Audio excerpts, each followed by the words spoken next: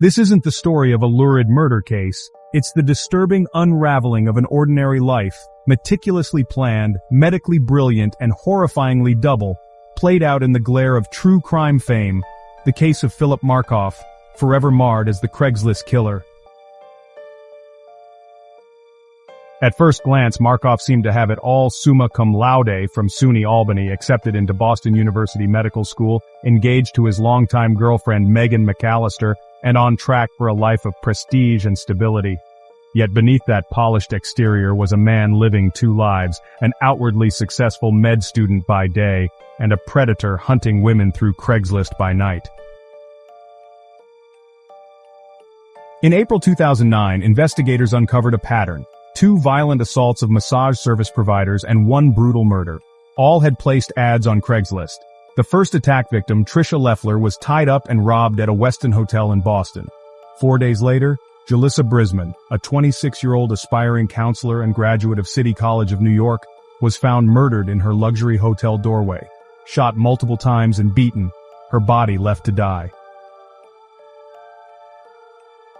Police noted remarkable parallels across the cases: plastic duct tape restraints, late-night hotel settings, and eerie digital footprints linking back to a seemingly upstanding Boston University student. Investigators quickly traced emails, mobile phone records, surveillance video, and even gambling data to connect Markoff to the crimes. A disposable track phone revealed calls to Brisman. Surveillance footage placed him near crime scenes, and surveillance at casinos mapped his travel leading to them. Evidence uncovered in his Quincy apartment: plastic handcuffs, laps of women's underwear hidden in the mattress, bullets, a gun concealed inside a hollowed-out copy of Grey's Anatomy, painted a chilling portrait of premeditation and ritualistic behavior. Public fascination exploded. Markoff wasn't some shadowy criminal, he was a clean-cut med student, engaged to be married. His fiancée's initial defense, claiming Philip is a beautiful person inside and out, he could not hurt a fly, clashed violently with the evidence.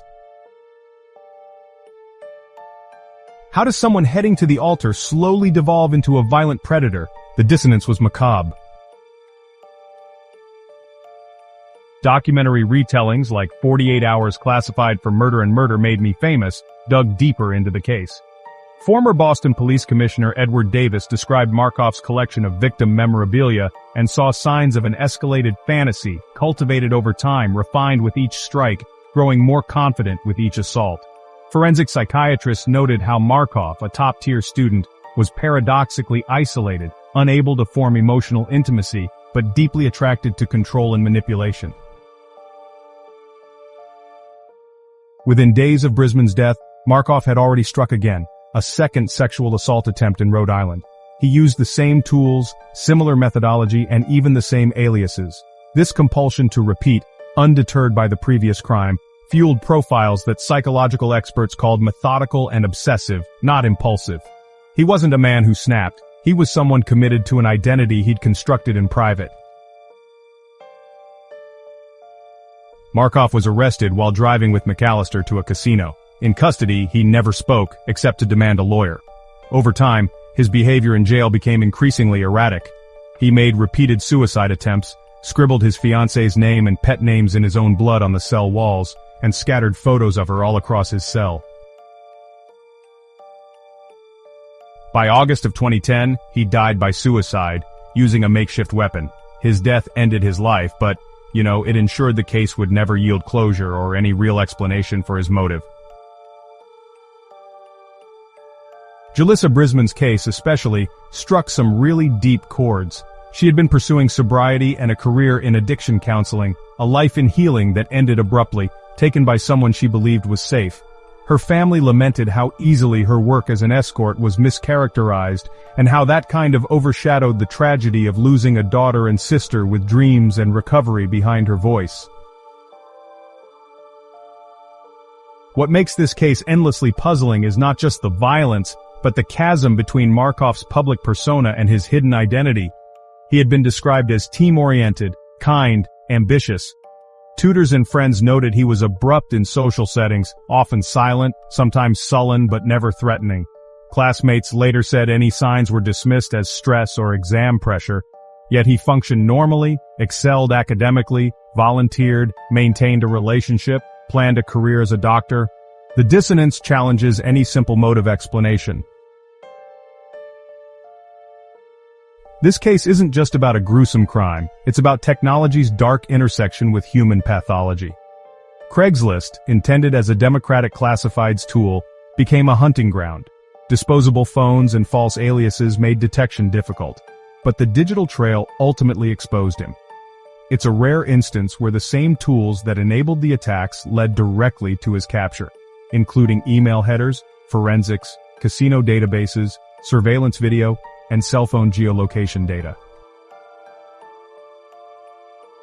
Multiple documentaries dissect how such a man could exist, the gap between who we see and who we know, how societal success can mask severe detachment, and how privilege and promise can incubate darkness. Markoff's victims, in turn, have become cautionary tales, not about misplaced judgment of appearance, but about how the internet can connect trust and danger in dangerous misalignment. Even after his death, the case left families without closure and, honestly, no motive.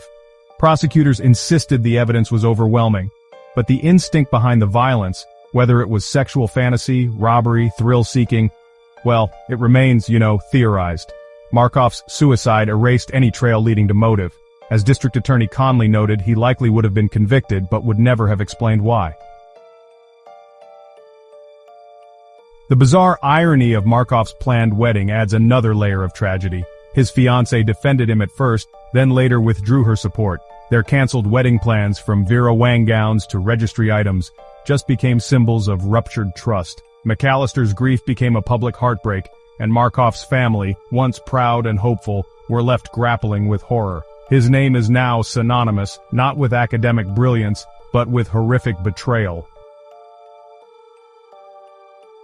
In the end, the Markoff case endures as a lesson in how easily darkness can hide behind ambition, and just how brittle our assumptions about people really are.